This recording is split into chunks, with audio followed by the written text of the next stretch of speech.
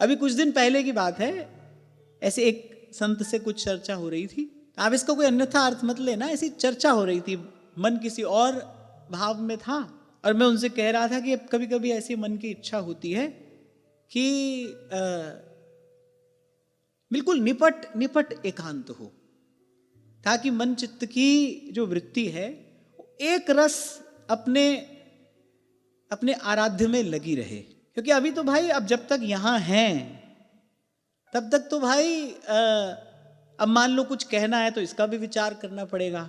अभी यहाँ पर आ रहे हैं तो समझ लो अखाड़े में ही आ रहे हैं, मिलना जुलना भी पड़ेगा, बोलना बतलाना भी पड़ेगा, थोड़ा घना तो सब करना पड़ता है, प्रैक्टिकली करना ही पड़ता है।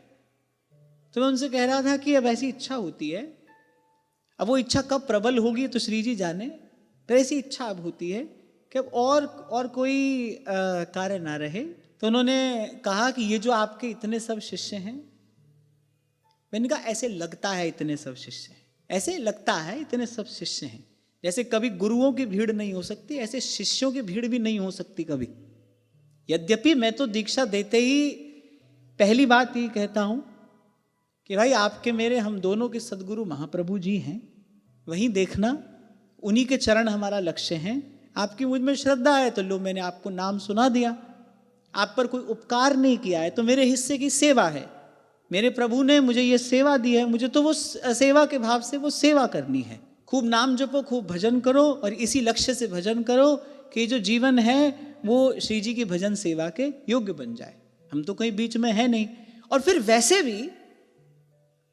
भी शिष्यों की भीड़ कहाँ होती है, हो ही नहीं सकती। कोई होता है भक्ति करे कोई सूरमा, जात बरन कुल खोए। और हमारे व्यास जी ने हम लोगों को इसमें बड़ी स्वतंत्रता प्रदान कर दी, निश्चिंतता भी और स्वतंत्रता भी, कि गुरु के माने शिष्य नहीं, शिष्य माने गुरु हुए। मैं यहाँ व्यासपीठ से ये बात कह रहा हूं, आपके मन का जो भाव है उसको प्रणाम है और आपको प्राप्ति आपके मन के भाव के अनुसार ही होगी। हर किसी को प्राप्ति अपने मन के भाव से होती है, जहाँ की रही भावना जैसी, प्रभु उसके भाव की पूर्ति वैसी ही करते हैं, कराते हैं। पर कभी एक अत्यंत अल्प से क्षण के लिए भी ये बात मन में नहीं आती कि हम किसी के गुरु हैं, नहीं। और हमको इस विचार से दूर ही रहना है।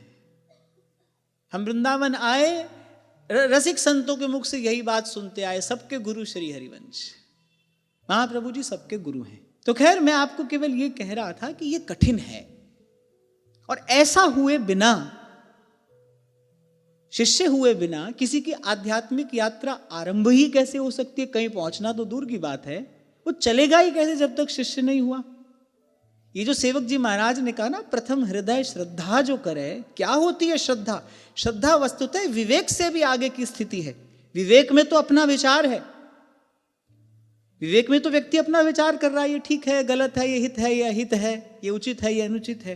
पर श्रद्धा तो उससे भी परिष्कृत भाव है, विवेक से भी आगे का भाव है श्रद्धा। श्रद्धा से आगे कुछ नहीं, श्रद्धा से आगे सीधा मार्ग है, सूधो चले आपने धर्म।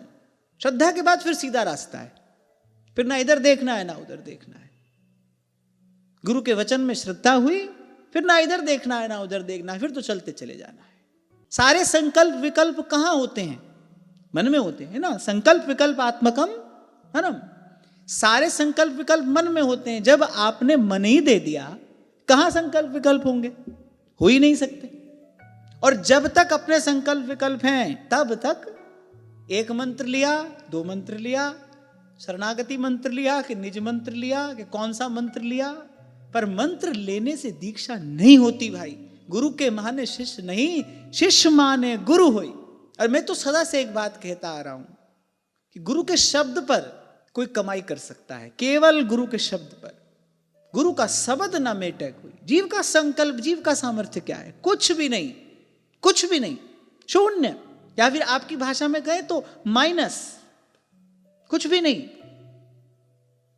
जैसे आपको उस दिन उदाहरण दे रहा था ना, गोस्वामी जी अपनी वाणी में कहते हैं कि घी के कढ़ाई में चंद्रमा का प्रतिबिंब दिखाई पड़ता है, कोई अग्नि जलाता है और घी को उठाते उठाते घी पूरा जल जाता है, चंद्रमा तो ज्यों का त्यों है।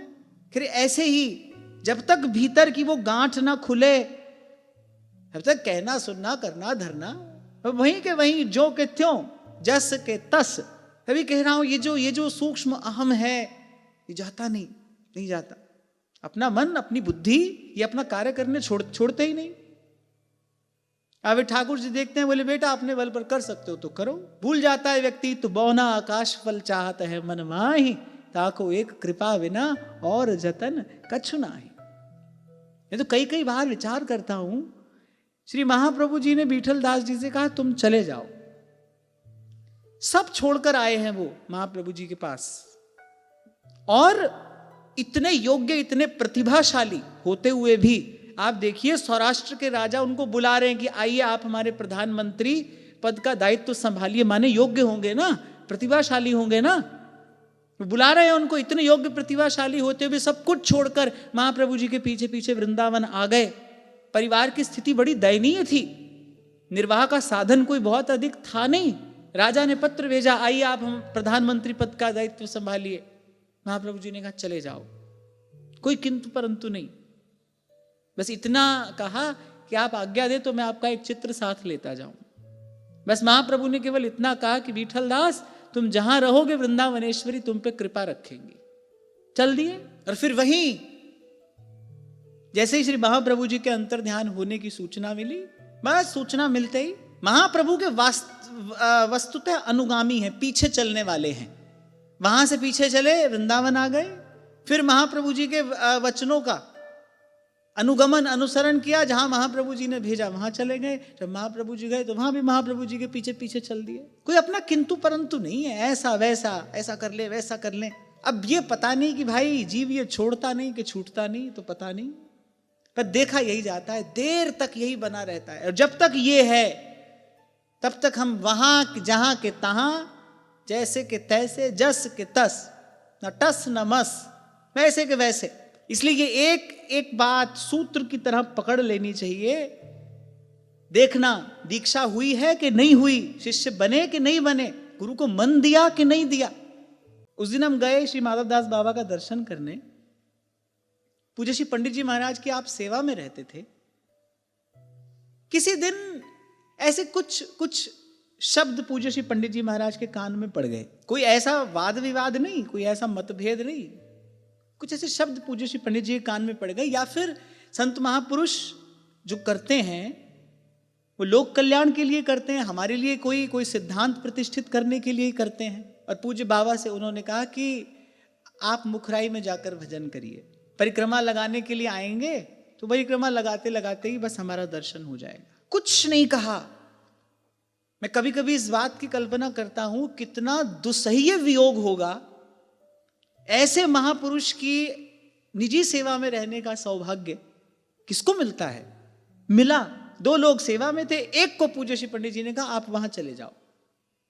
कैसा कल्पना नहीं की जा सकती इसकी। मेरे पास तो कोई शब्द नहीं है कहने के लिए। मन की स्थिति कैसी होगी वो तो वही जाने, जो अनुभव करे वही जान सकता है। पर चले आए। और ऐसा तो हमने संतों के मुख से, जो प्रत्यक्षदर्शी महापुरुष हैं, उनके मुख से सुना है और भी विराजमान है। जब तक पूज्य श्री पंडित जी महाराज विराजमान रहे, बाबा तो की तो युवावस्था थी, जब तक पूज्य श्री पंडित जी महाराज विराजमान रहे, बस परिक्रमा, गिरिराज जी की परिक्रमा का नियम था, बस परिक्रमा लगाने के लिए जाते थे और पंडित जी अपने वचनानुसार बस वहीं से उनको दर्शन दे देते थे।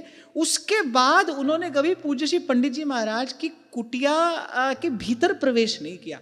पूज्य श्री पंडित जी महाराज का शरीर शांत हो गया।